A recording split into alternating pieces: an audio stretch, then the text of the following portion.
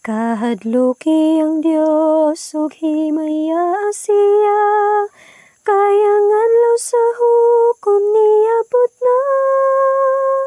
Ug simbaha siya nga nagbuhat sa langit ug yuta, sa dagat ug tubod sa tubig, kini ang pasensya sa balaan.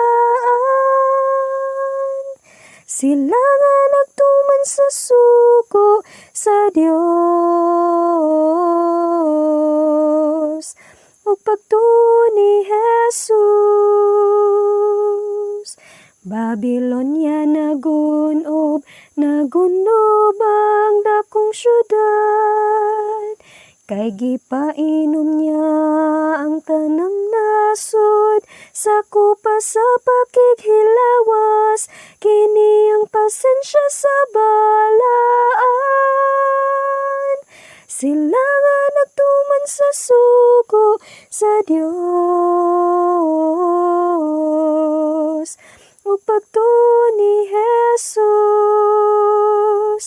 Kung si kinsa man ang magasimba sa hayop, sa imahiyong magdawats marka, sa iyang ulo o sa iyang kamot, maangkon niyang kapungot sa Dios, kini ang pasensya sa balaan.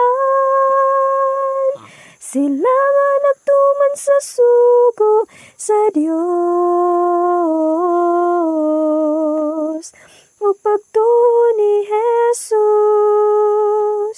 Pinadayag 14, 7, 8, 9, 10 ug 12.